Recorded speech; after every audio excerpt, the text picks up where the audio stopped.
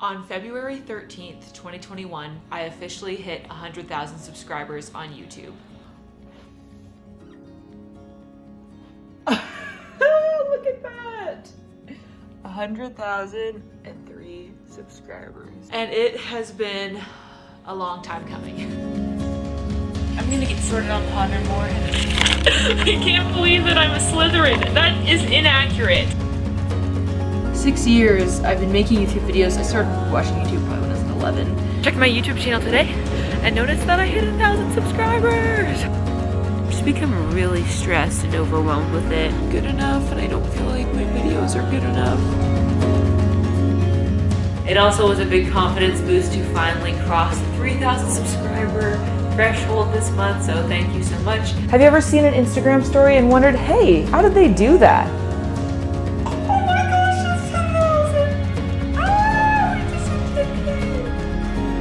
I don't know. I feel like I want more than that.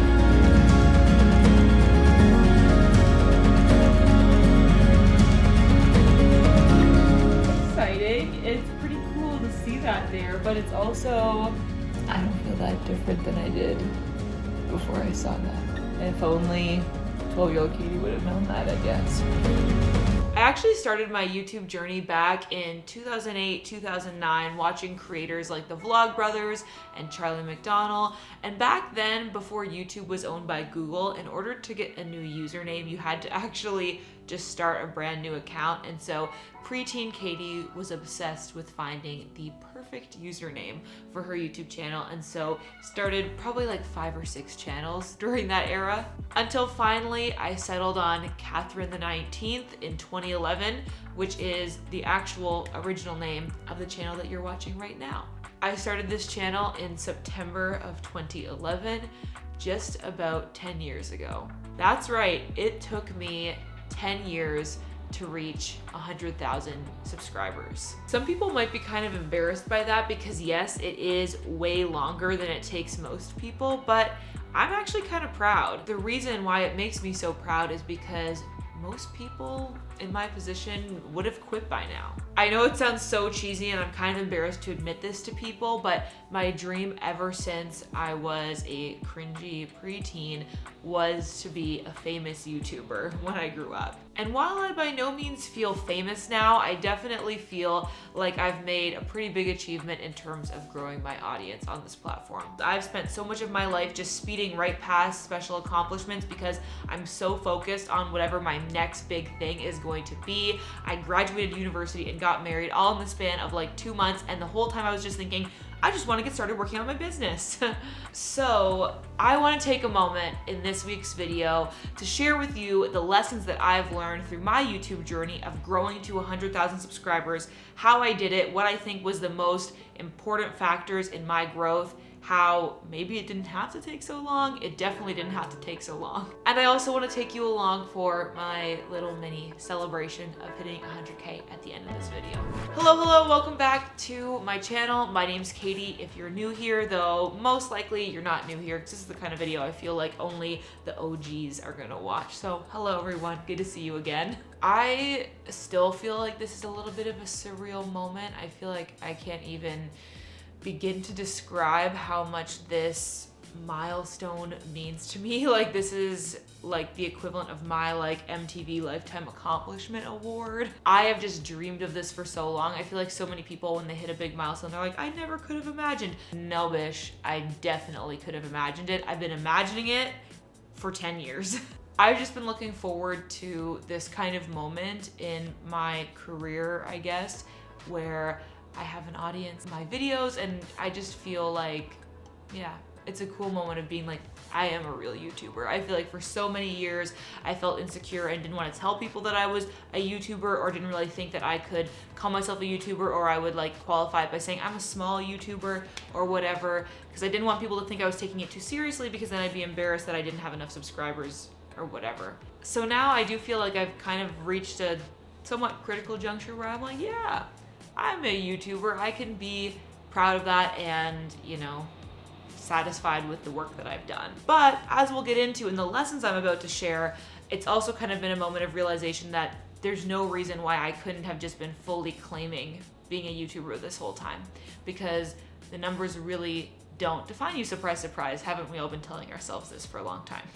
Anyway, one last little bit before I get into the lessons I've learned growing to 100K, and that is just a really, really big thank you to each and every one of you who watch my videos. I see y'all in the comments. I recognize your usernames. I see you coming back every week, and it means the world to me. So thank you so much for hitting the subscribe button and being a part of this sort of lifelong journey of mine.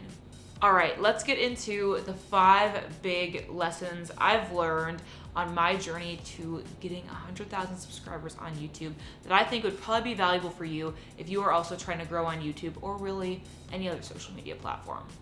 Lesson number 1, being consistent is important, but being persistent is everything.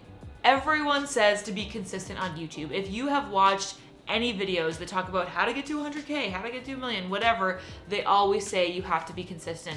It's kind of a truism at this point. We all know that. But actually, what I have learned in my time on YouTube is that sometimes you can't control how consistent you are, and sometimes life gets in the way, sometimes your mental health gets in the way, and you just can't post a video every single week. And I will admit, this lack of consistency, when you look at the span of my 10-year time on YouTube, in the past 2 or 3 years, I've been very consistent, but for the 10 years that I've been on this channel, I have not been very consistent at all. And that's because throughout that time, I went through high school and university, and there were some times where I just couldn't keep up with that frequent of posting. However, I was still able to eventually grow to this point because of my persistence. I think a lot of people in the face of not being able to hit that consistency would feel like, okay, well, there's no point in trying anymore. I'm just gonna, put this one away. I'm not gonna bother. And there's definitely times that I felt like that throughout the past 10 years, but there's just something in me that has always come back to YouTube and has always said, this is what my dream always was. Throughout my entire, young adult life, this has been what I'm passionate about. I always end up being back here again.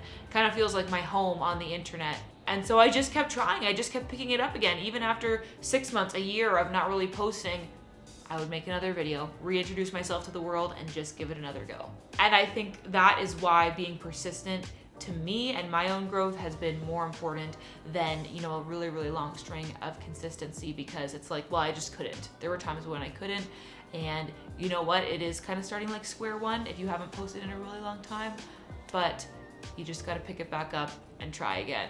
And there were so many times throughout that I really felt like a YouTube failure. I was okay, I don't have 10,000 subscribers yet. I don't have 100,000 subscribers yet. And I've been doing this for so long. I spent so many years watching other creators who would be I've been on YouTube so long. It's been 3 years and now I've hit 1 million. And I would be oh my gosh, I would lose my mind because I felt like I had been trying for so long, and therefore I was a failure because I couldn't grow. But the truth is, as long as you are still trying, you are not a failure yet. I kept telling myself I have not failed at YouTube until the moment that I quit. Because as long as I am still trying, I am still on the path towards reaching my goals. And most likely for every one person that I saw speed past me and succeed in less time than I had been trying, there were 100 people who had spent the same amount of time as me and quit. So being consistent, yes, it is important, but being persistent is everything. And as long as you haven't quit yet, you have not failed. Lesson number 2, it is possible to pivot, but it is really, really hard. What might be surprising to all of you who are here watching today might be that this channel has not always been about Instagram tips or about social media tips. In fact, I actually have kind of gone viral for other content in the past. But there came a time when the content that I used to make in the past just didn't line up with what I was really excited about creating going forward. And so I decided to private all those videos, even though those were the videos that had in some cases 100,000, 70, 60,000 views, but they didn't make sense with the niche that I was moving towards. So I decided to private them and just start making new videos. And in one day, my overall channel view stat went from 300 or 400,000 to 100,000, because all of my biggest videos I decided to private them. And that was a really difficult decision for me, but ultimately it made the world of difference because it meant that I was able to actually establish a clear brand that wasn't confusing my new subscribers, because when people would come to my channel, the YouTube algorithm would recommend my most popular videos to them, and they were completely unrelated to what people had come to know my channel for. And after I made that decision to private my most popular videos and move on into a different niche, it took, I don't know, like several months for sure, maybe almost a year before I really saw a return on that and started to see growth. But I gotta think that if I wouldn't have made that decision to pivot, I wouldn't have seen the growth that I have now. So it's really hard when you feel like you've reached a certain level of success. You know, I was able to grow to 2,000 subscribers with these videos. I was able to get all these views. I don't wanna just forsake all of that, because what if it doesn't actually turn out that I can grow if I leave that behind? But sometimes I think you have to take that risk. You have to leave behind the comfort zone and the guaranteed views that you kind of knew you were getting from these established niches you were in, and then you gotta dive headfirst into whatever you actually love. And it might not always work, because I did that, and for a while I talked about travel and filmmaking, and I didn't have any of those videos blow up. And then when I talked about Instagram, well, here we are. And so what I've learned from this journey, from having a few different types of videos perform well for me and then having to move on into greener pastures when I knew I wanted to do something else, I've realized that it is possible to pivot. You can always change niches, but it's really, really difficult. You can't really compare yourself to established people who are creating in the same niche that they've always been in and are getting a huge portion of views compared to their subscribers. You can't think of it that way. You have to just pivot if you know that that's what you really want to do deep down, and it's gonna be hard. Speaking of niches and going viral, the third lesson I've learned is if you're going to go viral for something, make sure it's something you love. When it comes to getting started on YouTube and you really want to get picked up in the algorithm, you want to appear in search, you're hoping to get on home pages in the suggested videos section, a generally good strategy is to start making content that you think people are going to click on or you think people are going to search for.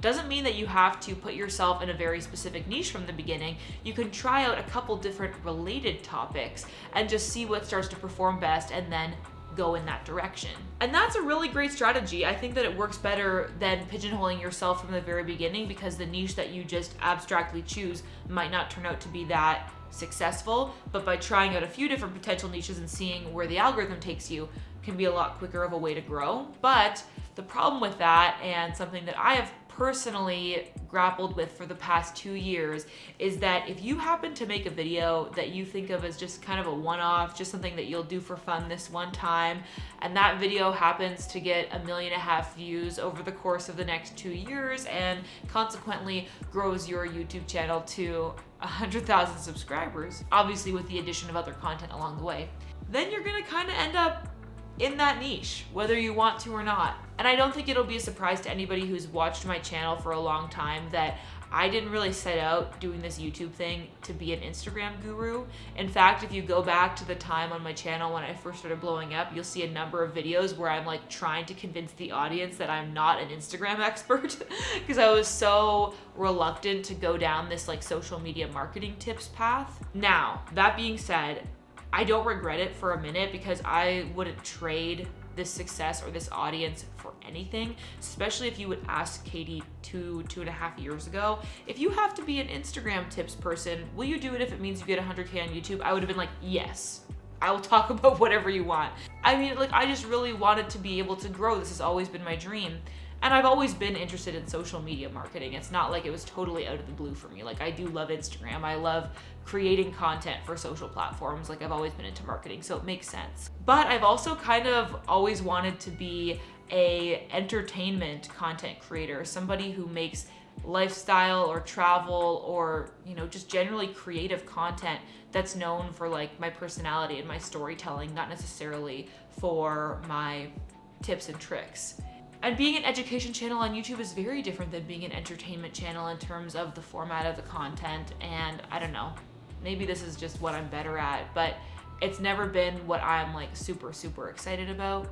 that being said, I am thinking, here's some insider knowledge, I am going to be trying out some different formats of videos on my channel now. I know I've kind of done it here and there, but I really want to commit to doing like at least a month or two of content that does prioritize my sort of creative spirit and what I want to be working on. So I'm thinking that moving forward, and maybe we'll do a check-in, you know, in several weeks from now, letting you know how this has impacted my growth.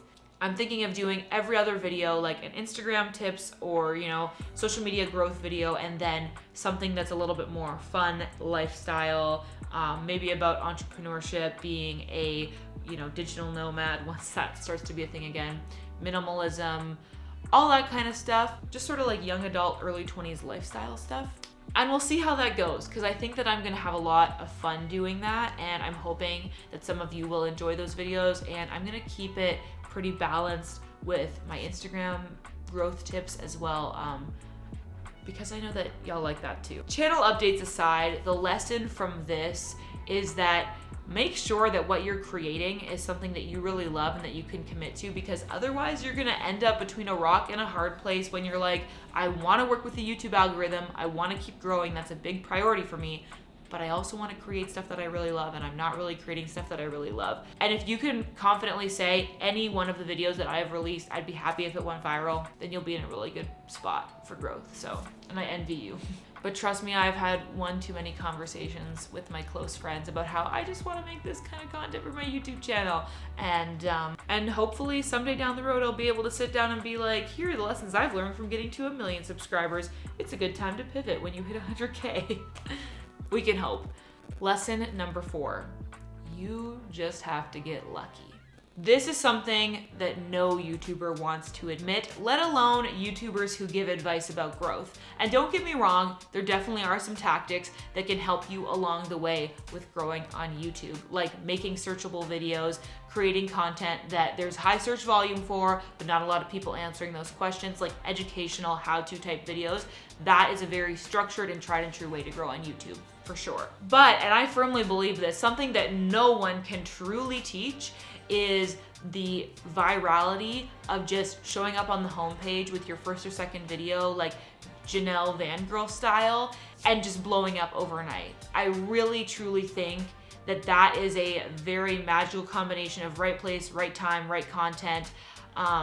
It's just sort of luck. I mean, there's obviously components in the algorithm that are leading to it, but I don't think any one person can fully estimate exactly what you can do to have that sort of huge growth. And I think too, like, you can grow slow and steady with search volume over time, but the really fast growth that everyone likes to talk about, it comes from your videos getting recommended on the homepage. And there's just something about that you can work towards it, but you can't ever fully guarantee that you're gonna be able to do it. Lesson number 5, something that took me way too long to learn, and honestly, I still don't think I fully learned it, and that is numbers and vanity metrics are the least fulfilling part of being a YouTuber.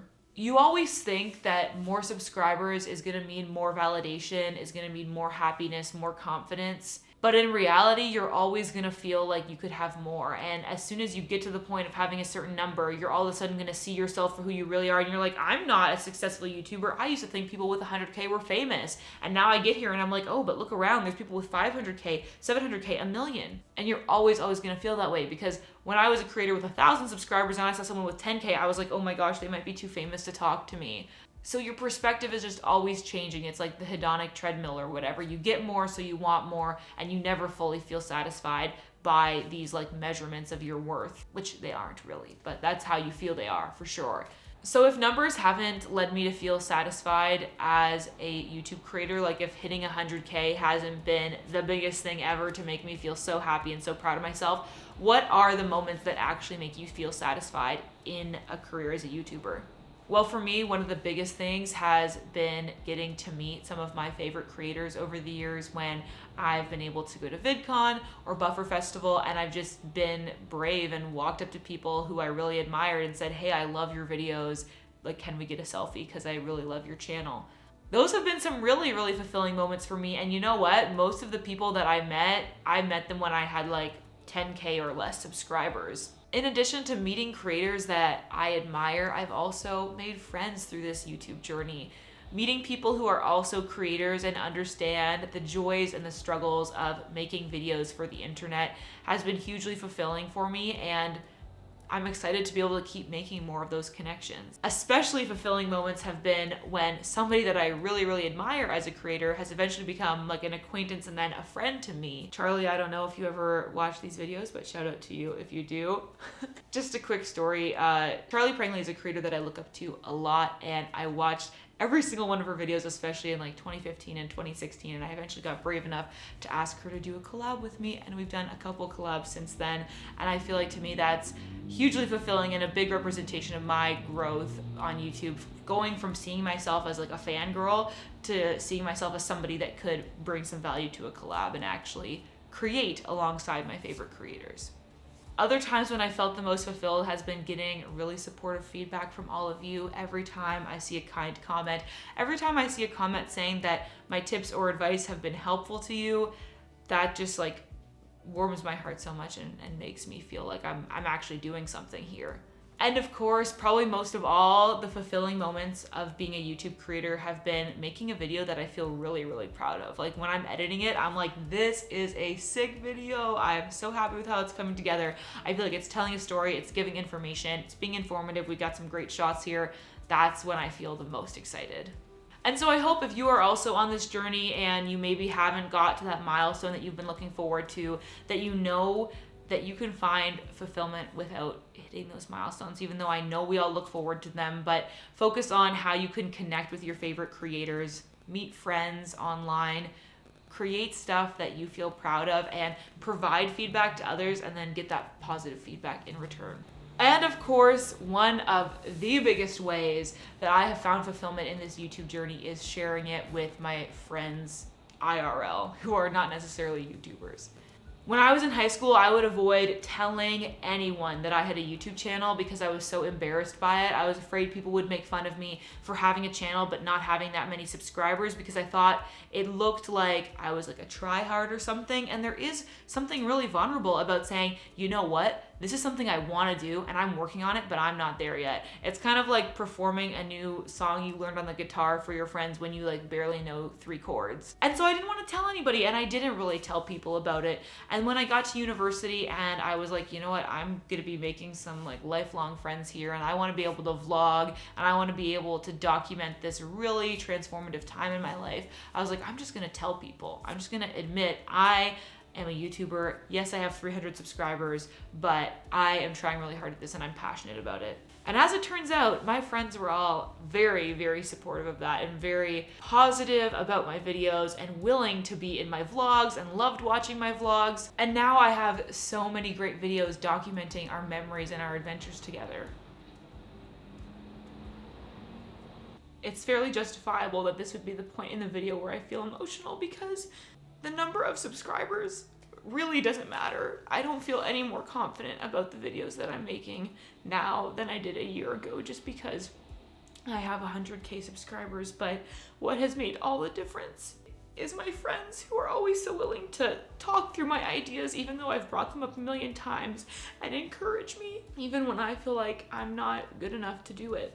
And I really, really don't think that I would have reached this milestone if it weren't for the support of all my amazing friends that have been in my videos over the years, watched my videos over the years, and that I've been accountable to keep creating, who have encouraged me to create the stuff that I love and who have gotten excited for me, who've gone to VidCon with me. So if you are watching, even though this has been a long video, I have to say a very, very heartfelt thank you to Alexandra, Sarah, Katie, and especially Emily, who will hate that I'm crying in this video because she is not a vulnerable type person. But Emily, you have been a YouTube fangirl with me all along the way. We've watched the same creators. You've gone all the way to Anaheim, California to meet them with me, and you've watched my videos and been supportive and always told me to follow my dreams and create the stuff that I love, even when I annoy you with my existential crisis about YouTube, probably like once every 3 months. So I feel like this plaque belongs to all of you guys as much as it belongs to me. And because it really does take a village, or in this case, a friend group, to hit 100,000 subscribers on YouTube. We've got to celebrate by having a little party, 2021 style. Hey everybody! Hey! Happy 100K! Someone asked me if you're Kitty from YouTube because they recognize your red lips and coat. Oh my gosh! happened. I forgot about that. That was so cool. Yeah, and I follow her on Literally Instagram in now. New York subway. That was wild. That was one of your first fan encounters. Here's everybody. Tech Katie! Oh, you guys are so sweet. Thank you. Thank you so much.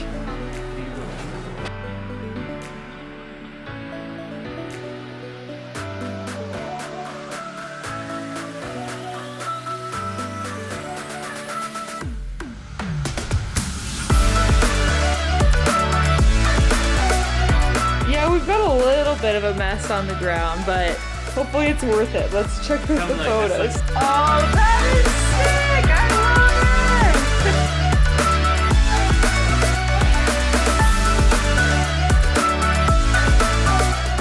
it! If you take anything away from this video, I hope it's that your dreams deserve pursuing.